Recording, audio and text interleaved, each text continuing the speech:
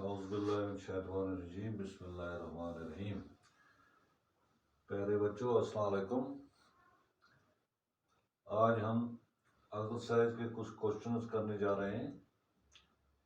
Force and pressure जो हमारा topic चल रहा है आज। क्लास हमारी 8th है, सब्जेक्ट साइंस। इसमें जो पहला क्वेश्चन है that is fill in the blanks in the following statements. तो खाली जगह दी गई है, इनको हमने पूर्ण करना है। लेसन चूँकि आपने पढ़ा, आपने क्वेश्चन भी किए, तो अब ये आसानी से हम भर सकते हैं। तो ये कुछ खाली जगह हैं जो हम इसमें भरेंगे। तो इसमें पहला जो है, to draw water from a well we have to dash dash the rope. जब हम कुएं से पानी निकालते हैं लोटा डाल के, जिसमें रस्सी बांधी होती है, तो कुएं से पानी लाते हैं, निकालते हैं, तो हम रोप को क्या करते हैं? रोप को पुश करते हैं, पुल करते हैं, क्या करते हैं? तो इसमें आएगा, हम इसको पुल करते हैं, खींचते हैं इसको ऊपर अपनी तरफ, तो तब पानी कुएं से निकलता है। तो आपने लेसन में भी पढ़ा है कि पुश और पुल जो है फोर्स में होता है, या हम पुश करते हैं जिससे फोर्स प्रोड्यूस होती है, या पुल करते हैं। तो हम इसको पुल करते हैं, फोर्स लगाते हैं, तो पानी कुएं से निकाल लेते हैं। दूसरा जो है, a charged body dash dash an uncharged body towards it. एक चार्जड बॉडी अनचार्जड बॉडी को अपनी तरफ खींचती है। तो जैसे आपने क्वेश्चंस में भी पढ़ा कि एक चार्जड बॉडी अट्रैक्ट करती है, एक चार्जड बॉडी अट्रैक्ट करती है एक अनचार्जड बॉडी को अपनी तरफ। तो इसमें अट्रैक्ट आएगा, अट्रैक्ट्स। तो इसी तरह तीसरा जो है, सी जो है, that is to move a loaded trolley we have to dash dash it. एक लोडेड ट्रॉली को मूव करने के लिए हमें क्या करना है? पुश करना है कि पुल करना है? तो इसमें हम पुश करते हैं, धक्का देते हैं, और ट्रॉली आगे तरफ आगे चली जाती है। तो ये कुछ खाली जगह थी, फिल इन द ब्लैंक्स थी। आप जो दूसरा क्वेश्चन है इसमें ये है कि डू एज डायरेक्टेड। जैसे आपको स्टेटमेंट दिया गया है, तो आगे उसमें दिया गया है कि या स्टेटमेंट के लिए कि उसमें कौन सी चीज आएगी, ट्रू आएगा, फॉल्स आएगा। हाँ, तो इस तरीके से हम इन क्वेश्चंस को करेंगे। तो इसमें पहला क्वेश्चन जो है, when we move towards high altitude the atmospheric pressure. इसमें दो उधर से दिए गए हैं आपको, एक इसमें जो है चूज करना है।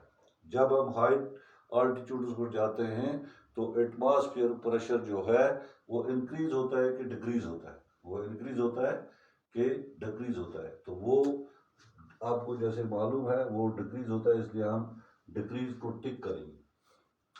The force can change the state of motion of a body. जब हम किसी बॉडी पर फोर्स लगाते हैं, उसका स्टेट ऑफ मोशन चेंज होता है, यानी कि वो बॉडी हरकत करती है, वो बॉडी हरकत करती है। तो ये स्टेटमेंट जो है ये ट्रू है कि फॉल्स है? इसमें दिया गया है आगे कि ये ट्रू है कि फॉल्स है। तो ये ट्रू है, ये ट्रू है। जब हम किसी बॉडी पर फोर्स लगाते हैं, उसका स्टेट ऑफ मोशन जो है वो चेंज हो जाता है, इसलिए इसमें ट्रू में टिक लगेगा। फिर है ग्रेविटेशनल फोर्स, सी पार्ट जो है, that is gravitational force is a non contact force. Gravitation force जो है ये नॉन कंटैक्ट और नॉन कंटैक्ट आपने पढ़ा। एक फोर्स होता है जो कंटैक्ट फोर्स होता है। कंटैक्ट फोर्स हो गया जैसे मस्कुलर फोर्स, जब हम किसी चीज को पुश करते हैं या पुल करते हैं, उसमें हम अपना फोर्स इस्तेमाल करते हैं, उसको कंटैक्ट फोर्स कहते हैं, उसको कंटैक्ट फोर्स कहते हैं। तो वो कंटैक्ट के बगैर नहीं होता है। दूसरा फोर्स होता है नॉन कंटैक्ट फोर्स, जैसे ये ग्रेविटेशनल फोर्स है, जमीन किसी चीज को अपनी तरफ खींचती है कंटैक्ट के बगैर। मैग्नेट जो है एक दूसरे को कशिश करते हैं कंटैक्ट के बगैर। तो इसलिए ग्रेविटेशनल फोर्स जो है that is non contact force.